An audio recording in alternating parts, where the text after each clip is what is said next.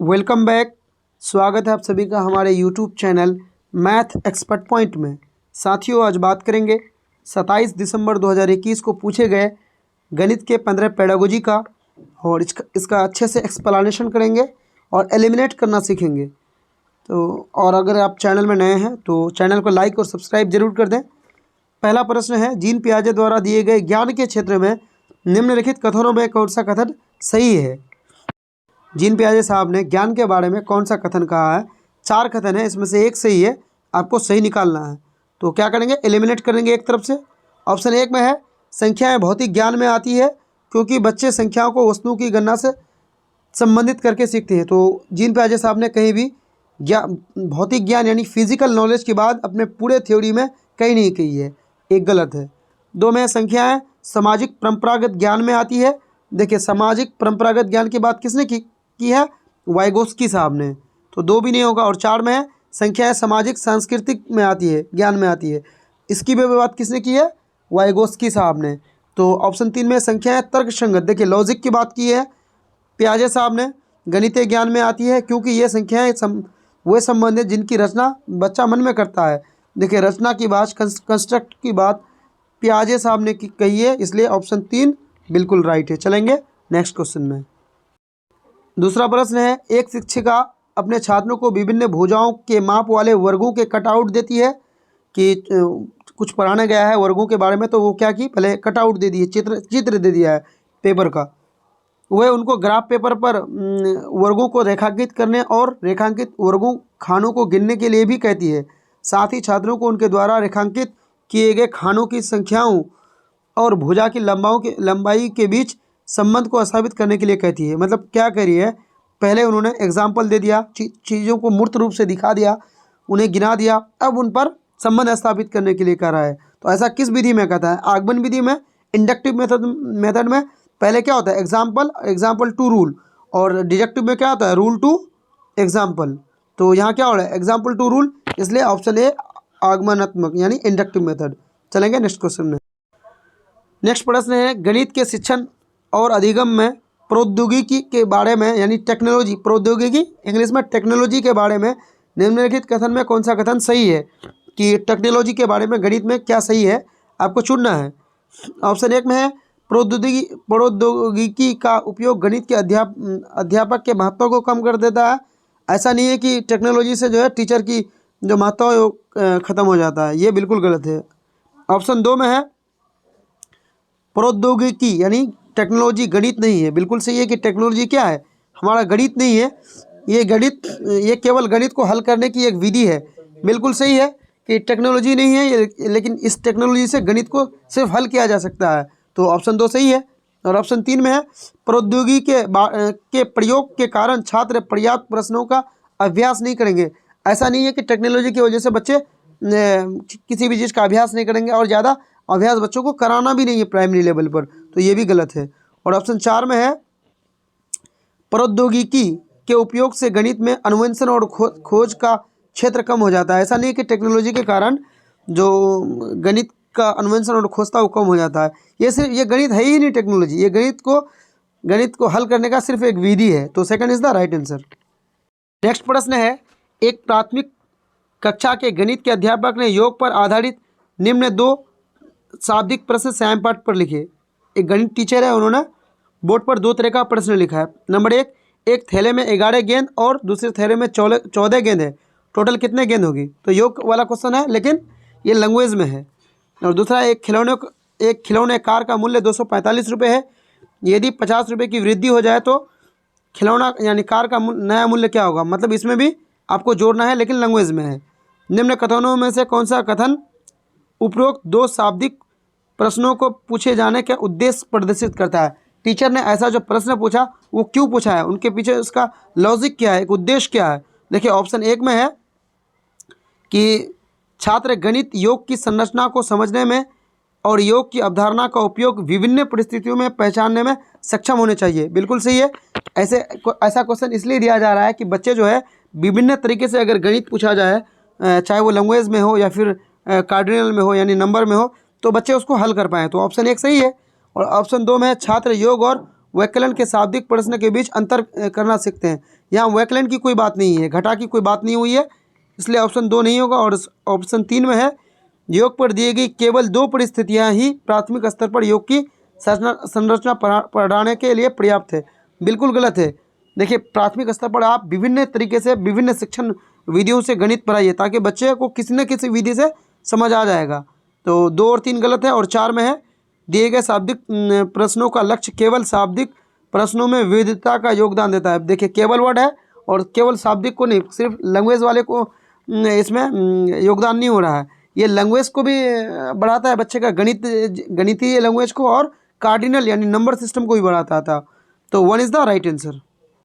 Next प्रश्न है राष्ट्रीय पाठ्यक्रम रूपरेखा एनसीएफ 2005 का विचार है कि विद्यालय में गणित उस स्थिति में होता है जहां एनसीएफ 2005 क्या कह रहा है कि बच्चे को आप गणित कैसे सिखाते हैं, जब तक बच्चे गणित को अनुभव नहीं कर पाएंगे, अपने डेली लाइफ से जोड़ नहीं पाएंगे, स्कूल से बाहर उसको लिंक करने नहीं पाएंगे, तब तक बच्चा जो है पॉजिटिवली गणित नहीं सीख सकता है।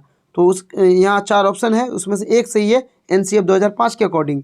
पहला है छात्र प्रश्नों को हल पेपर पेंसिल के तकनीक से करने में सक्षम है। प्राइमरी लेवल पर पेपर पेंसिल से बच्चे को हल नहीं कराना है, बच्चे को उनके अनुभव के आधार पर पढ़ाना है। देखिए सूत्रों की कोई बात नहीं है। और नंबर 3 में है आपको एलिमिनेट करना सीखना है। छात्र को गणित को अपने जीवन के अनुभवों के भाग जैसे देखते हैं वो, तथा वे अर्थपूर्ण प्रश्नों को प्रस्तुत और हल करते हैं। बिल्कुल सही है। हमने क्या कहा, एनसीएफ 2005 का है कि आप बच्चे को ऐसे पढ़ाइए कि गणित जो है उनके डेली लाइफ से जुड़ जाए, उनके अनुभव में शामिल होना चाहिए गणित। 3 बिल्कुल सही है। और 4 में है गणित की परीक्षा में छात्र सफलतापूर्वक प्रदर्शन करें। ये ऐसी कोई हमारी उम्मीद नहीं होती है, ऐसा कुछ उद्देश्य नहीं होता है कि बच्चे सफल हो या अच्छा नंबर लाए, ऐसा नहीं होता है। तो 3 इज़ द राइट आंसर।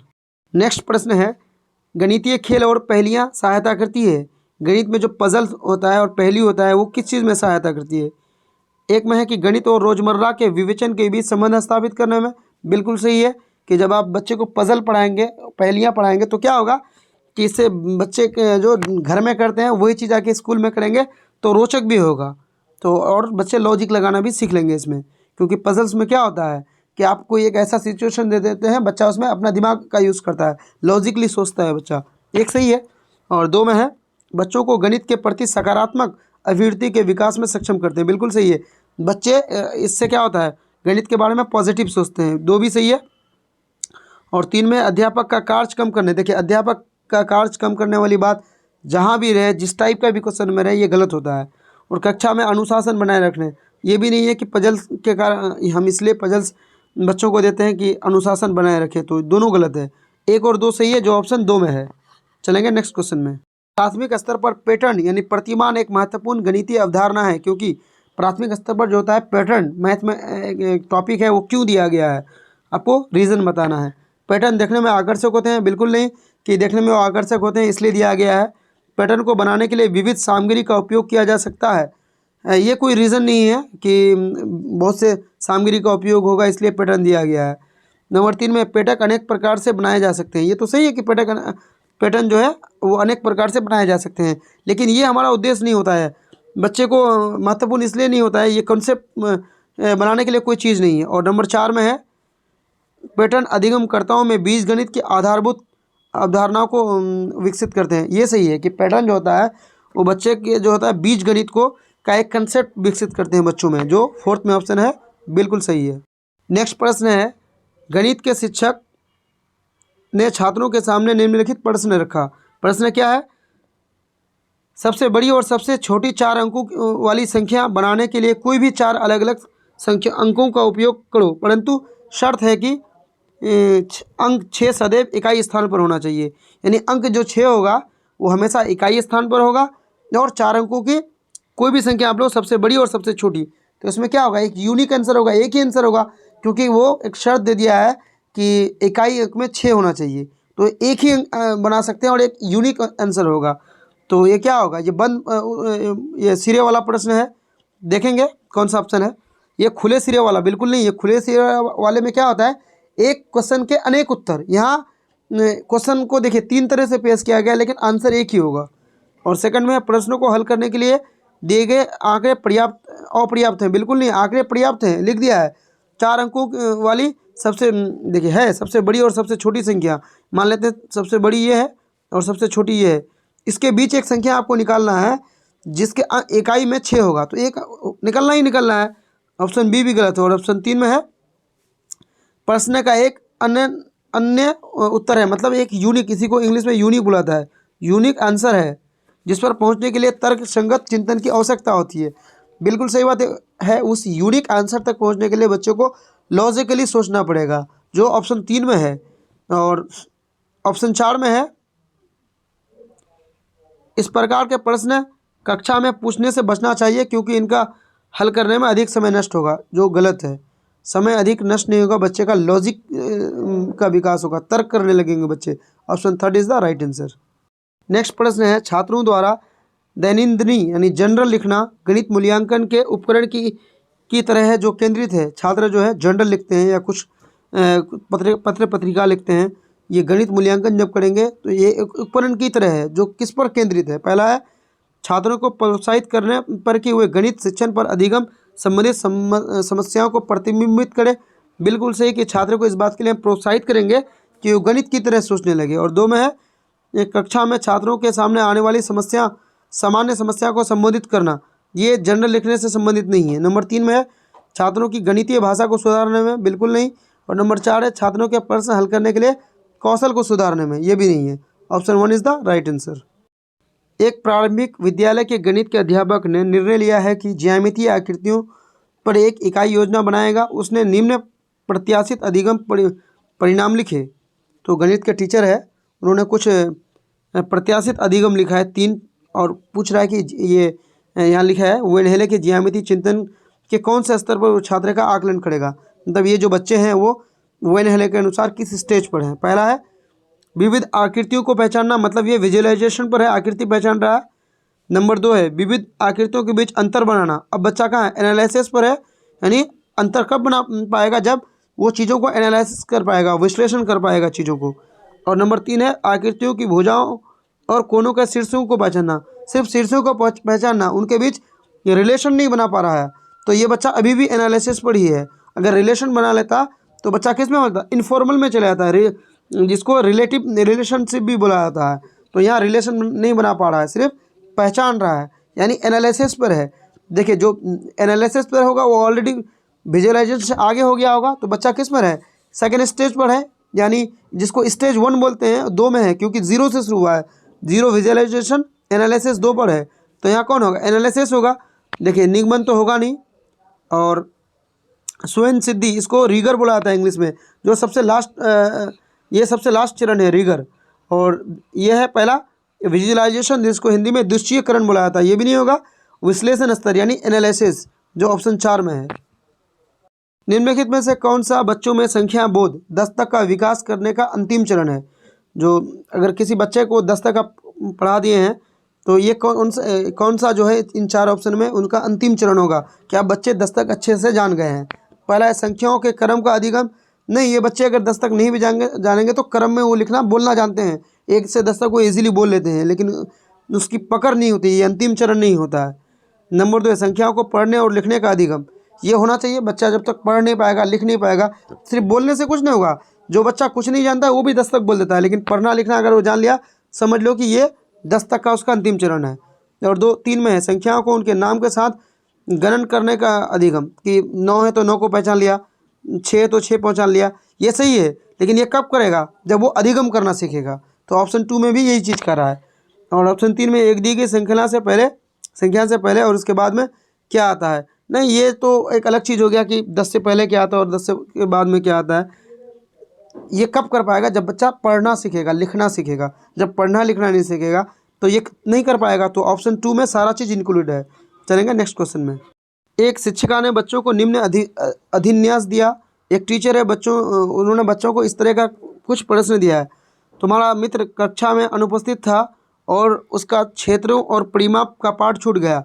उसे एक पत्र ये व्याख्या करते हुए लिखो कि दोनों में क्या अंतर होता है। मतलब उस बच्चे को एक पत्र लिखना है और पूछना है क्षेत्र एरिया और परिमाप में क्या अंतर है। आप चित्रों का भी उपयोग कर सकते हैं। गणित में इस प्रकार का कार्य देने का क्या प्रयोजन है। टीचर ने ऐसा जो दिया इसके पीछे क्या लॉजिक हो सकता है। पहला है पढ़ाई और अवधारणा के बारे में बच्चे की समझ को जानना। बिल्कुल सही है कि आप जो पढ़ाए हैं बच्चे ने कितना समझा, क्योंकि वो जब लिखेगा पत्र तो उसकी अपनी समझ को लिखेगा, तो एक सही है।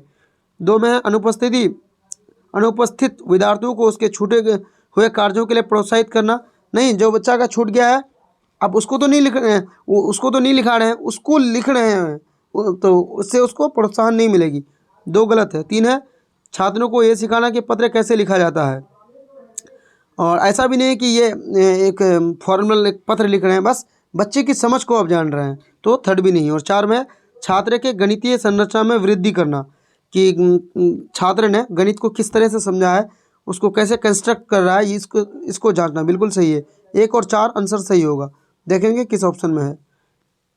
जब देख रहे हैं तो देखिए 1 में नहीं है, 2 में भी नहीं है, 3 में भी नहीं है, नहीं 1 और 4 3 में है यहाँ पर 1 और 4। चलेंगे नेक्स्ट क्वेश्चन में। वैकलन की एक समस्या यानी घटा की एक समस्या 400 - 45 के सामने रखने पर एक विद्यार्थी ने कहा यदि 40 होता तो उत्तर 60 होता, यानी 440 होता तो उत्तर 60 होता, तो परंतु 45 है तो 55 होगा। फिर उन्होंने 255 155 255 355 कहा, इसलिए 400 - 45 355 होगा। विद्यार्थी द्वारा युक्ति के लिए निम्नलिखित कथनों में से कौन सा कथन सही है। अब आपको सही इसमें चुनना है। ये युक्ति गलत है। देखिए पहला में कह रहा है युक्ति गलत है, जो कि युक्ति गलत नहीं है, तो ये ऑप्शन होगा नहीं। ऑप्शन 2 में है एक औपचारिक कलन विधि है और विद्यार्थियों की गणितीय सोच की प्रक्रिया को प्रतिबिंबित करती है। सही है कि एक फॉर्मल है और बच्चे गणित को कैसे सोच रहे हैं उसको ये प्रतिबिंबित करता है। 2 सही है। और 3 में है व्याकरण पर आधारित इस समस्या को हल करने के लिए इस युक्ति का उपयोग करने पर विद्यार्थियों को 0 अंक मिलेगा। क्यों 0 अंक मिलेगा? बच्चे ने तो उत्तर सही दिया है, तो ये भी गलत है। ये समस्या हल करने की हिट और ट्रायल, ये भी नहीं, हिट और ट्रायल विधि नहीं है। बच्चे ने लॉजिक लगाया कि 40 होता तो 60 आंसर होता, 45 है तो 55 होगा, तो बच्चे का सोच अच्छा है, तो यहाँ पर आंसर कौन होगा? सेकंड। निहाल को गणित की एक परीक्षा में 78% अंक मिले हैं। ये निम्न में से किस प्रकार का परीक्षण है, कैसा असेसमेंट है? तो इसको समेटिव बोला जाता है, समेटिव असेसमेंट। लेकिन देखेंगे ऑप्शन में क्या है। पहला है मानदंड संदर्भित, इसको इंग्लिश में अगर देखना चाहें तो देख सकते हैं। पहला क्या है? Criterion reference test, norm reference test, diagnostic test और एप्टीट्यूड टेस्ट। तो देखिए समेटिव कहीं भी नहीं है, तो समेटिव नहीं है, तो पहला क्या है? मानदंड तो होगा नहीं।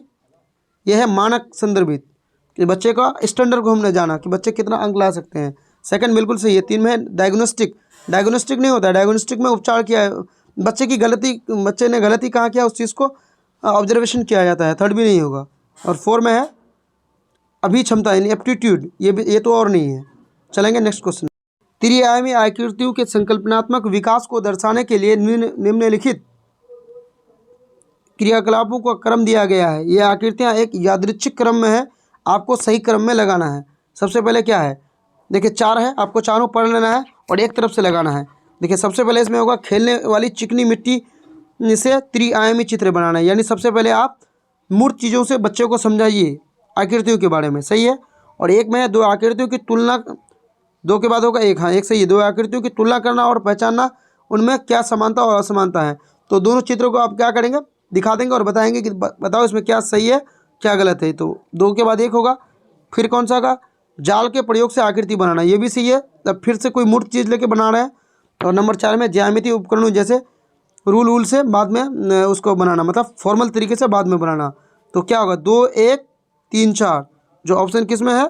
1 में है। देखिए 2 1 3 4।